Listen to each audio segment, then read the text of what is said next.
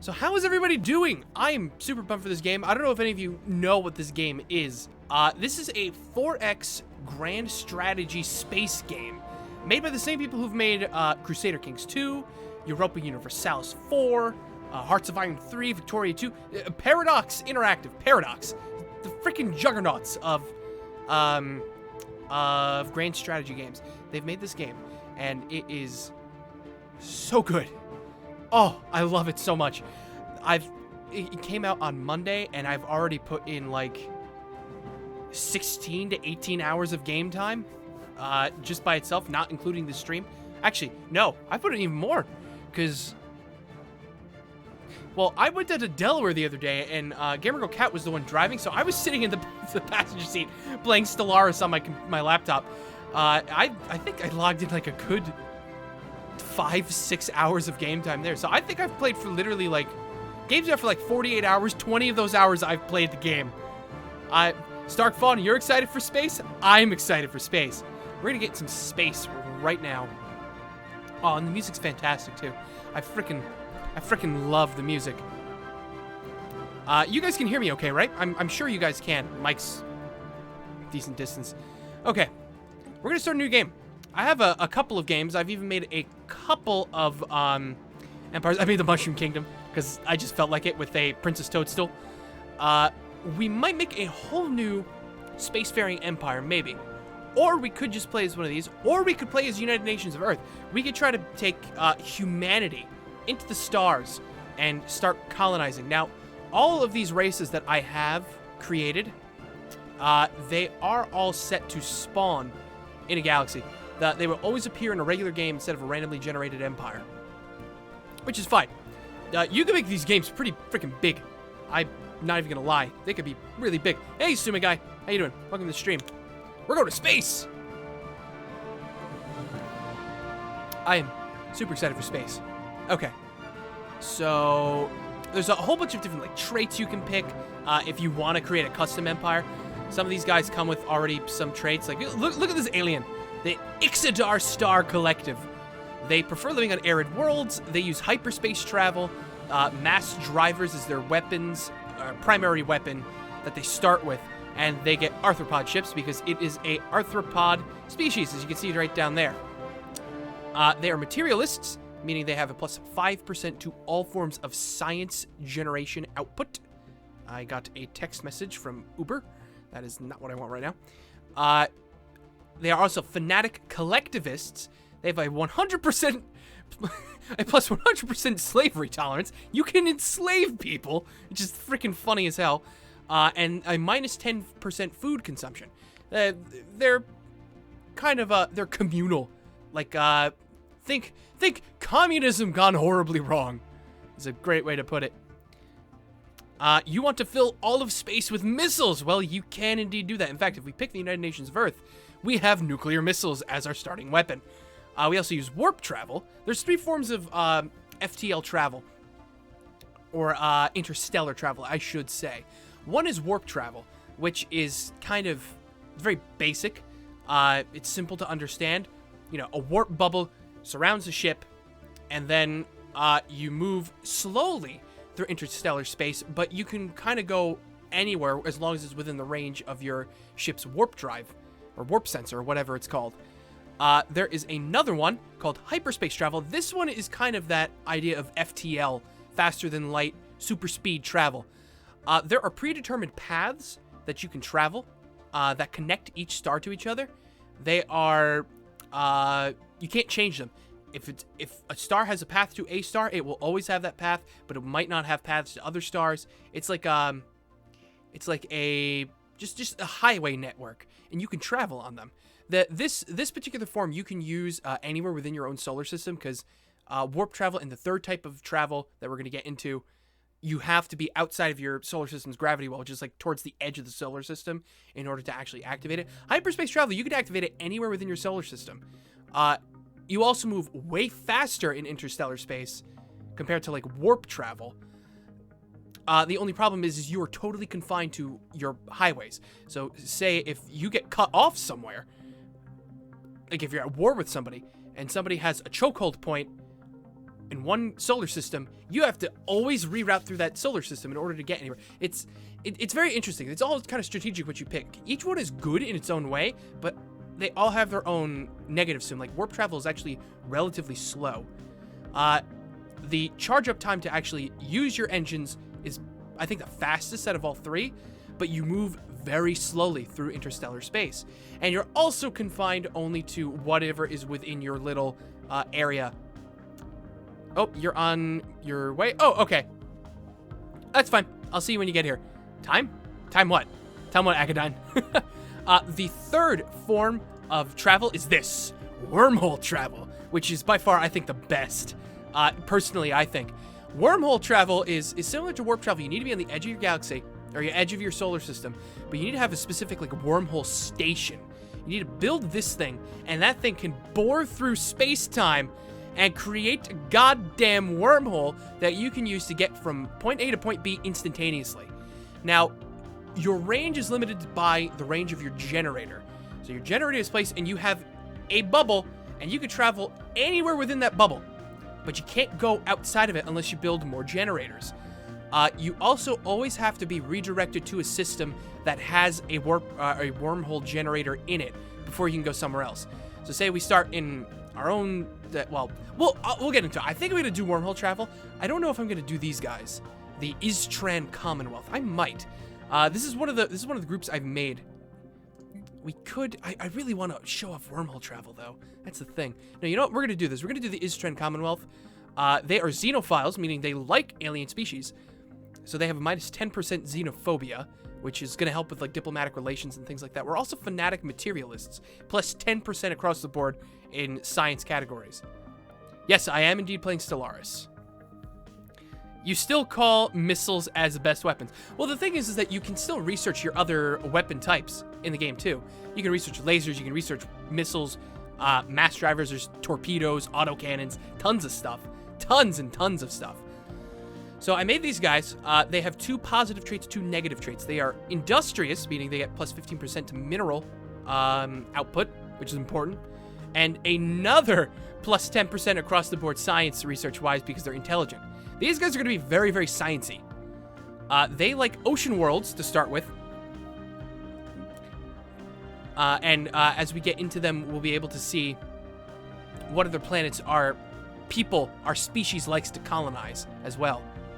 Can you make a gun that can kill the past? No, Agadine, you cannot. However, these guys are also sedentary, meaning they don't migrate between planets very well. It takes them longer. And the cost to resettle them is higher.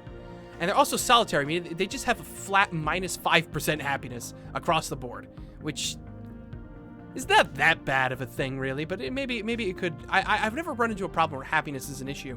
Not yet, at least. Giant robots better be an option, or this game instantly disappoints me. Robots are an option! Oh, I'm going to tell you this right now. Robots are an option. You can build robots, and they are basically your mechanical slaves. They do work for you. You make them too smart, though. I've heard that if you make them too smart, they can rebel against you and form their own empire. Let us do... Huge it's huge. I think we'll just do a large system. We'll have 2 advanced AI starts. No, you know, 3. 3 advanced AI starts and 18 empires. I think that seems good. Yeah, that should be good. Allow any FTL method, so any race can spawn with any sort of method. I believe 4 other races are going to be the races I've designed. So 14 other races are going to be totally randomized. It's kind of cool. We could do Iron Man mode, get achievements. I'll do that at a later point. Just in case something happens. All right, let us get started. Oh, Stellaris, man. I love this game. You shall be the goddess of missile spam? Don't care if our race is religious or not. I will be the goddess of missiles, damn it. Well, unfortunately, this race isn't religious, but you can be religious and spiritual races. It's actually kind of cool. In the eons, since the first primitive Istran communities took shape in the archipelagos and lagoons of Shantar Prime, our civilization has spread and prospered. As our technology progressed to a level that allowed for instantaneous communications, our inefficient nation-states merged together to form a true democracy, with every citizen having a say in important decisions. Now, after the successful creation of artificial subspace wormholes, the finest minds of the Istran Commonwealth have finished construction of the first wormhole station at the edge of our system. The stars themselves are finally within our grasp. Let's begin. Oh, it's just so cool. Flavor text is actually really good in this game as well. So here is our solar system. Here is our wormhole generator, is what I was talking about. It's all the way over here, towards the edge of our solar system. So everything outside of this dotted line that's surrounding the system, I think you guys can see on the stream pretty well. Shouldn't be too dark. This white line is our gravity well. So everything outside of this, between these two lines, is a free zone for interstellar travel, for wormhole or warp drive travel. So we can't activate any of those FTLs while we're within the confines of the solar system. Hey, Shonji, we shall rise above the carbon life, but we shall be equal. Robots. Oh, God. So this game is hugely important on exploration and resource management, I feel. So we have a science ship. Now, with the science ship... Oh, here's our home planet, by the way. Shantar Prime. It's a oceanic world. It's our capital world, so we get some good bonuses there.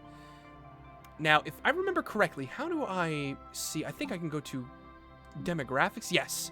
So here we have ocean preference. So we get plus 80% habitability on other ocean worlds to colonize. Our capital world will always be at 100%. So we have 80% for ocean habitability. The next two best planets that we can colonize are continental planets like Earth and Arctic planets, which are totally frozen over. Next comes tropical and tundra. Oh. Thank you, Frelia, for the host. The next two best is tropical and tundra at 20%. Now, this habitability just is a base limit for your happiness.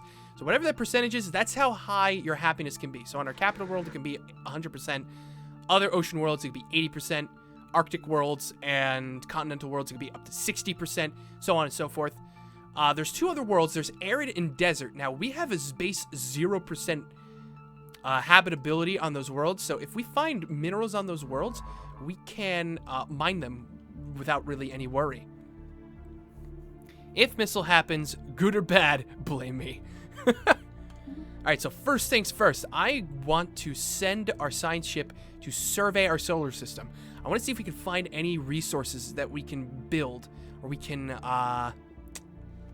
what's the word? Mine.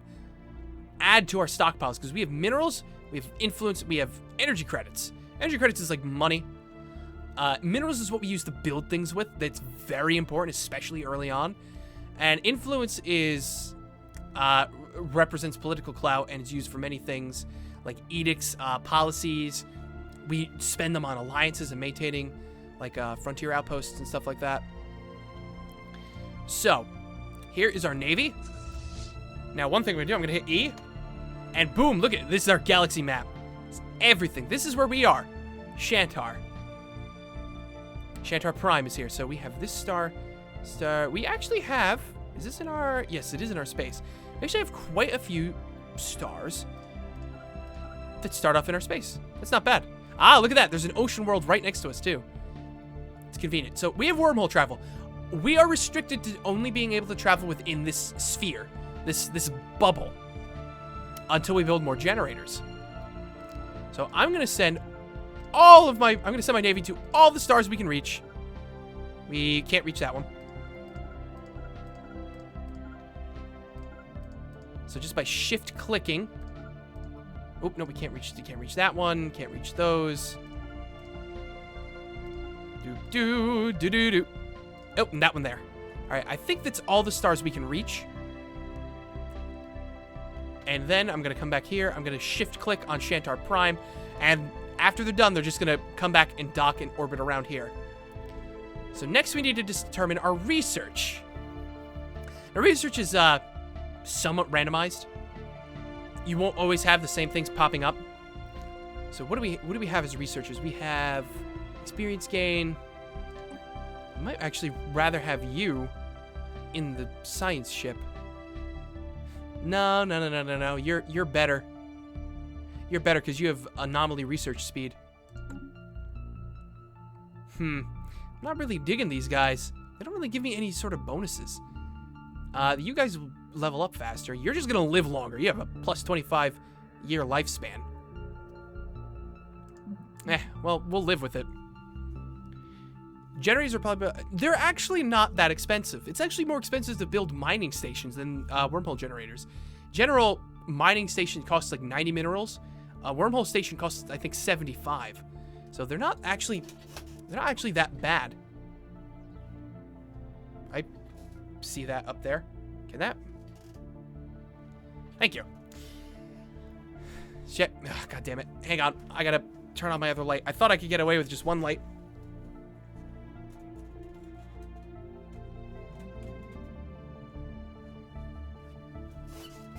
There we go. That's better. All right. So what do we want to start researching? We have solar panel networks, physics labs, global energy management. I think we'll probably want to start with the solar panel network. It's a orbital station module that we can put on our spaceport. And all of a sudden, it won't be costing us any maintenance whatsoever. Because right now, this thing costs us like 3 energy credits of maintenance. So solar panels are pretty helpful. At least I feel. Other research. Clearly, New World's protocol. We'll get colony ships. Get some colonization going. And last but not least... Do we want geothermal fracking, which will let us build better mining networks for more mineral output on the planet? Powered exoskeletons. And this is costing a little bit more, but we could get some armor for our navy, our Starfleet. Starfleet. No, I think we're gonna go for the fracking. We're gonna go for the fracking. Everybody loves some fracking, right? Learn the E equals MC squared so I can nuke all the aliens. Oh, God. What is our weapon choice? I forget. Right, the mass drivers. So, like, guns. Just lots and lots of guns. Okay, so I think we're good to start. I'm gonna put us on fast speed, so things happen a little faster.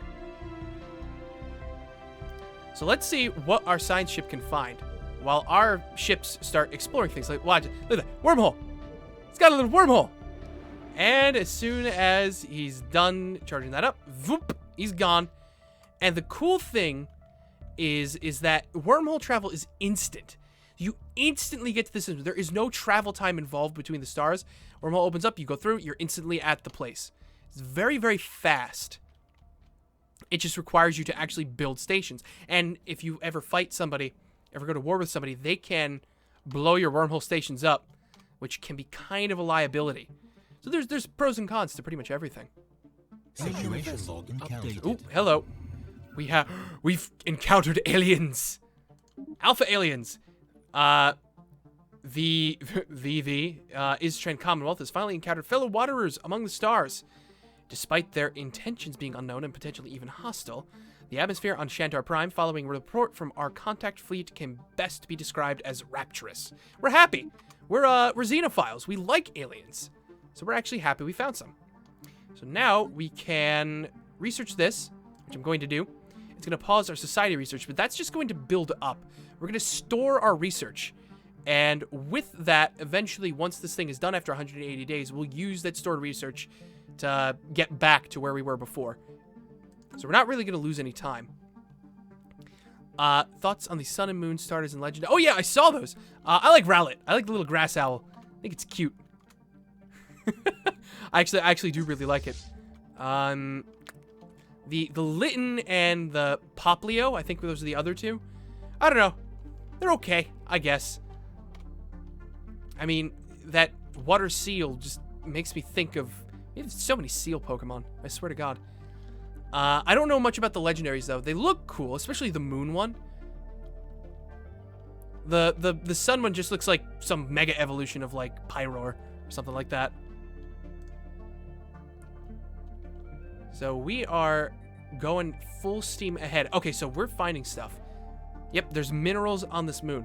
So now, I'm going to send... Oh, what the... Beta aliens. Found some more. I'm going to send this guy here, and we have some discounts. Hold on, I never even looked at that. What is our leader trait like? Ah, I'm a space miner. So constructor build costs and mining station build costs are minused by 25%. That's good. And we're a fertility preacher. We like food. Food plus 10%. Now, we are a direct democracy is our government type. That is our government type. So every 5 years, we're going to have an election. Research that. So we have the chance to change our leader every 5 years. I think we're going to want to try to keep this guy, though. That's pretty good. It depends on who we see. Who else we get? Situation log updated. Gamma aliens. Build that mining station. So for 67 minerals, we can build a mining station there and add plus 2 minerals to our monthly gains. Hey, Inferno. What up? Yep, Team Rowlet. You're naming yours Dr. Hoot. That's nice. Poplio's concept has a lot of potential. It depends. I need to see what its evolutions are like. Agatha, fire water type is actually already a thing. The legendary Volcanians of fire water type from the last gen. Oh, hello. Detected an FTL trail. Wormhole exit from Castra. There's our fleet. And they're going back out again. So they're just going to explore the stars for us so we can find if things have enemies in them or habitable worlds, things like that.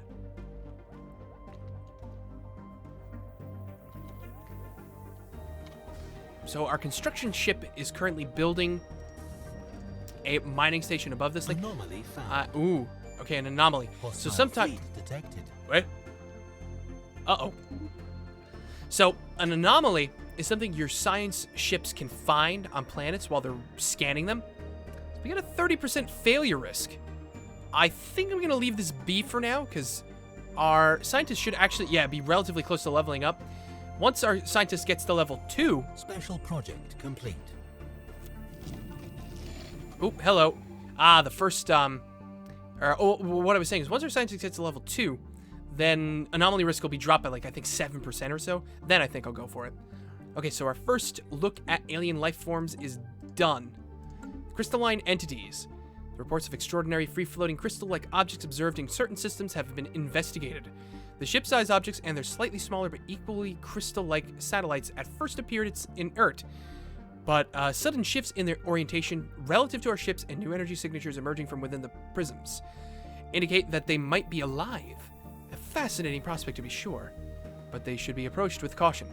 Our best and brightest are standing by to study these entities. All right? Situation log updated. Sounds like a plan. Let's do it. Takes 90 days. System Just research survey complete. all the things. Okay, so that's done. We don't have anything else new here. Where's our science ship? Are you serious? You didn't level up? God damn it. Fine. I'll come back for that at another point. Let's send you over here to survey that system next. Meanwhile, you just wait. You go wait back at the planet. We have a mining station. We're getting 2 more minerals a month now. Ooh, hello. Hey! I know you guys. You're the space cows. they're space cows. Your wallet is going to get killed this fall. I know. Pokemon Persona, maybe. Final Fantasy releases September. So that's the end of September that comes out. I'm looking forward to that as well.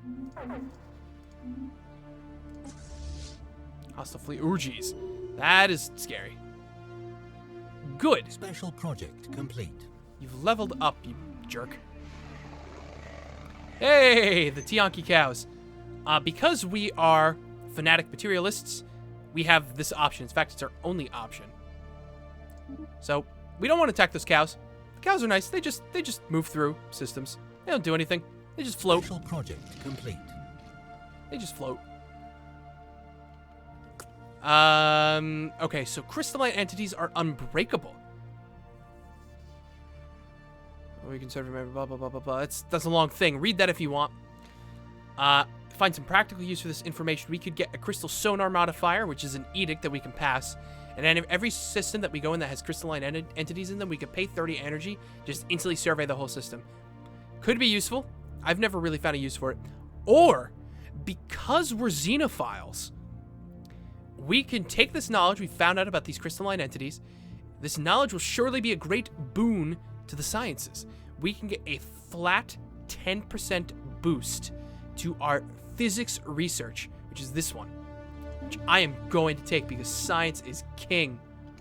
Situation log updated. Oh, we have another alien species. Research those guys. So hold on, are we getting... I know we have prismatic lenses. I'm curious, where do we see this? Is it in here? No. No, it's not. If I could read that correctly. Oh, physics output. There we go. Right. Okay, so it's just a physics output. So any science tiles we work, say, on our planet. I didn't even show our planet. This is our planet. So we have people working here. We got another pop growing, so another population unit. So any tiles that they work that have physics research on them, we'll get 10% more. So instead of 1, we'll get 1.1. It could add up.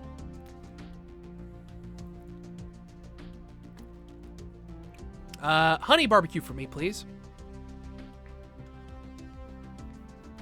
There's honey barbecue. You know what? I'm gonna type it.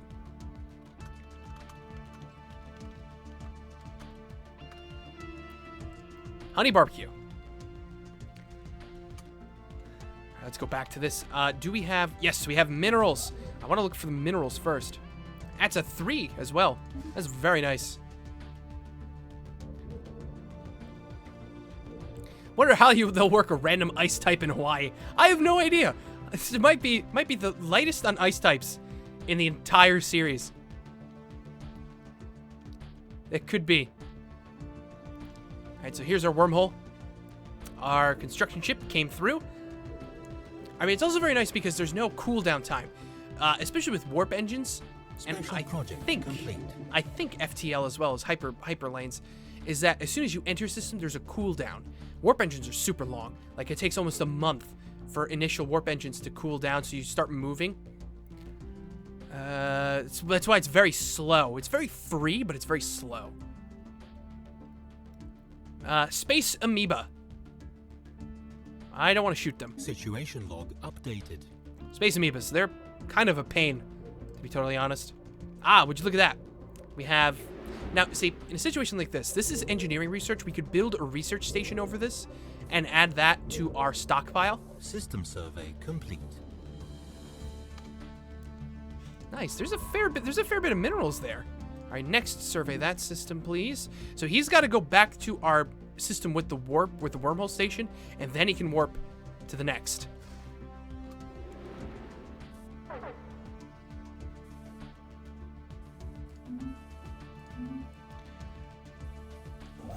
But in a situation like this, because this is an ocean world, I'm probably just going to end up colonizing this. It's actually the exact same size as our homeworld. 16, I think, is the base size.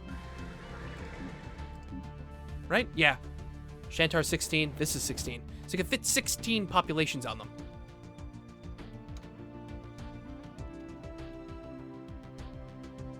Ocean world, tundra world, tropical world, tundra tomb desert. Continental desert. Complete. It's not bad. It's not bad. Ancient mining drones. Give me a listening post. Situation log updated. Ooh, I didn't research this either. Please research both of those. So we can actually get those done. You know what I might do, actually? Is I might go to our policies. I think I'm going to encourage free thought on, which is another flat plus 10% boost to all sciences. Costs for the cost of 1 monthly influence. And I think for now I'm going to put society research grants up so we can get, as soon as that space amoeba thing's done, we can get this coming out super fast. 42%. 42% boost between the two of those things. It's just a flat 40% boost. Which is really, really good. Oop, I hit F.